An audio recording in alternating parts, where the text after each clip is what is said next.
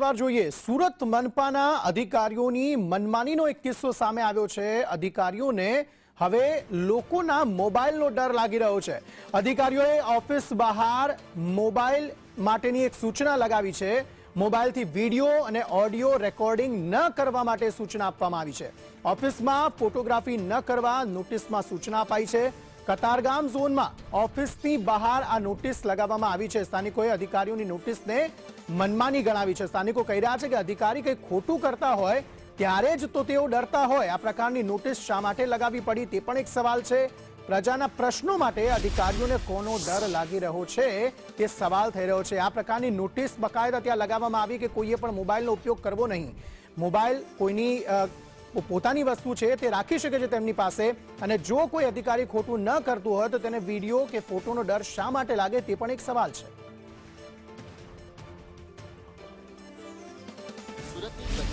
મહાનગરપાલિકા તરફથી તકલીફ પડતી હોય છે ત્યારે મહાનગરપાલિકા કચેરીમાં આવતા હોય છે ત્યારે પરંતુ આ મહાનગરપાલિકામાં અલગ જ એક ફરમાન જાળવવામાં આવ્યું છે। તમને બતાવવા માંગીશ કે તમામ જે અધિકારીઓ છે તેની ચેમ્બરની બહાર આ પ્રમાણેનું એક બોર્ડ મારવામાં આવ્યું છે। બોર્ડ તમને વાંચીને ગુજરાતીમાં સમજાવ્યું છે કે આ કચેરીમાં મોબાઈલ ફોન દ્વારા અથવા અન્ય ફોટોગ્રાફી સાધનો દ્વારા ફોટોગ્રાફી ઓડિયો રેકોર્ડિંગ કે ફોટોગ્રાફી પર લેવા પર સખત પ્રતિબંધ છે। આ જે અધિકારી છે તે પારુલ જે રાણા છે, ઇન્ચાર્જ આસિસ્ટન્ટ મ્યુનિસિપલ કમિશનર છે। અને બીજી બાજુ તમને બતાવવા માંગીશ કે અત્યારે જે કામિની ડોશીબેન છે, કાર્યપાલ ઇજનેર છે, તેમના ચેમ્બરની બહાર લગાવવામાં આવ્યું છે કે મુલાકાતીઓ પોતાના મોબાઈલ ફોન બહાર મૂકીને અંદર જવું।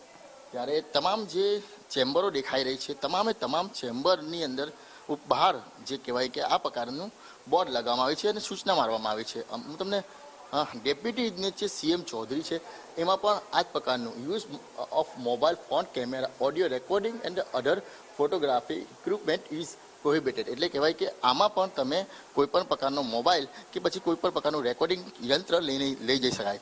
ત્યારે સ્થાનિક કોર્પોરેટર છે આપણી સાથે નરેન્દ્ર બાંધવ, તેમની સાથે વાત કરીશું।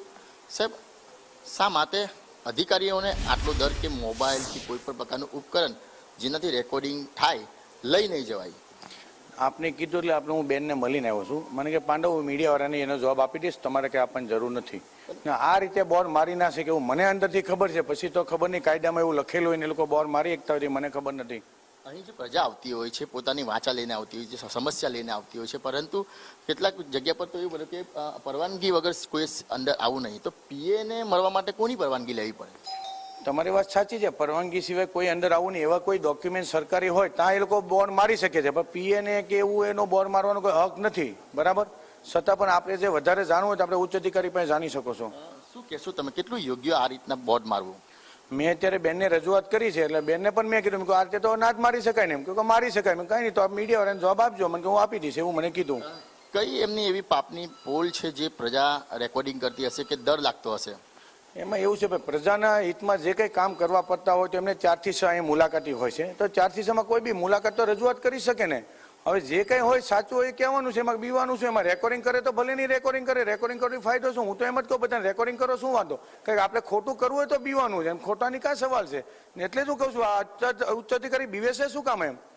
મુખ્યમંત્રીજીને પણ મળવા જાય ત્યાં આગળ બી આ પ્રકારના બોર્ડને, આપણા મહાનગરપાલિકાના કોર્પોરેટ જે કહેવાય કે કમિશનર છે તેમને પણ મળવા જાય, તેમની ઓફિસની બહાર બી આ પ્રકારનું બોર્ડ નથી લગાવવામાં આવ્યું, તો શા માટે કાર્યપાલ ઇજનેરે લગાવવું પડી છે? હવે એ તો છે ને એમનો પોતાનો પ્રશ્ન હોય છે સાહેબ, આમાં ઘણી વાર અનલીગલી છે પોતાનો પ્રશ્ન ના હોય નરેન્દ્રભાઈ, આ તો પ્રજાના કામ માટે બેઠા છે, તો પર્સનલી કંઈ હોય નહીં। એટલે આ રીતે મારા ધ્યાનમાં બી તમે જે કીધું સમજુ છું, બરાબર? શું કામ માર્યા, કેમ માર્યા, એ આપ એમને પૂછી દો એટલે વધારે માહિતી આપશે। મને જે માહિતી હતી મેં તમને આપી છે।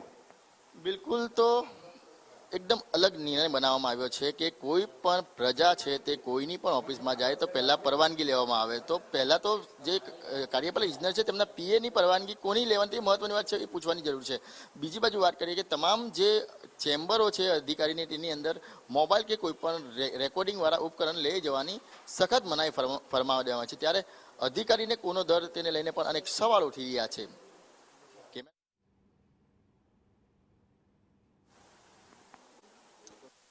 વસ્તુ જગ જાહેર છે કે કોઈ પણ વ્યક્તિ જ્યારે નાસીપાસ થઈ જતો હોય ત્યારે જ આ પ્રકારે કોઈ વિડીયો કે ઓડિયો રેકોર્ડિંગ કરતો હોય કે જ્યારે તેનું કામ ન થતું હોય અથવા તો કોઈ અધિકારી દ્વારા લાંચ માંગવામાં આવતી હોય. ઘણી બધી એવી બાબતો છે કે જેના માટે કોઈ પણ એક વ્યક્તિ એ પુરાવા તરીકે એ વિડીયો બનાવતો હોય કારણ કે તેને ખબર છે કે તેની જરૂર તેને આગામી સમયમાં પડી શકે છે. હવે એ જ સમયે આ પ્રકારના બોર્ડ મારી દેવામાં આવે જે અયોગ્ય એટલા માટે છે કારણ કે તે વ્યક્તિનું બીજું કોઈ નથી. એ વિડીયો એ પુરાવા તરીકે તે બતાવી શકે છે ને તેના માટે વિડીયો બનાવે છે. પરંતુ એ અધિકારીઓને શેનું ખોટું લાગે છે, અધિકારીઓને આખરે એ કઈ વસ્તુ છુપાવી છે કે જેના કારણે આવા બોર્ડ આવા લેટર જે છે તે બહાર લગાવી દેવામાં આવે છે કે કોઈએ પણ મોબાઈલનો ઉપયોગ નહીં કરવાનો. કોઈની પાસે એટલો સમય નથી હોતો કે તેઓ ફાલતુમાં ત્યાં જઈને વિડીયો બનાવે. જ્યારે તેનું કામ ન થતું હોય, અધિકારીઓ વાત ન માનતા હોય ત્યારે તેઓ વિડીયો બનાવતા હોય છે. કોંગ્રેસ નેતા અસલમ સાયકલવાલા અમારી સાથે જોડાઈ ગયા છે ફોનલાઈન પર. અસલમભાઈ, આ પ્રકારે બોર્ડ લગાવી દેવા, નોટિસ લગાવી દેવી આખરે કેટલું યોગ્ય? સુરત મહાનગરપાલિકાના જે કોઈ અધિકારી આવી નોટિસ લગાવી હોય તો હું માનું છું કે એના ઘરના કાયદાથી લગાવી હશે, એના મનસ્વી નિર્ણય હોવો જોઈએ. કારણ કે આપણે જાણી છે ત્યાં સુધી સરકાર શ્રીમાંથી આવું કોઈ પરિપત્ર છે નહીં કે કોઈ ક્લાસમાં નથી. નગરપાલિકાના કલમ 45 ના અધિકાર જી કે તમારો વહીવટ આપનો અવાજ કપાઈ રહ્યો છે. નેટવર્કમાં આવીને અમારી સાથે વાત કરો અસલમભાઈ. ના હોવી જોઈએ. એ મોબાઈલ લઈને આવે કે કેમેરા લઈને આવે, બેસે એની વાત કરે. તમારે જે કાયદા કે રીતે જે નિયમ મુજબ થતું એ કામ કરવાનું હોય. કાયદાની પર એને તમને ભય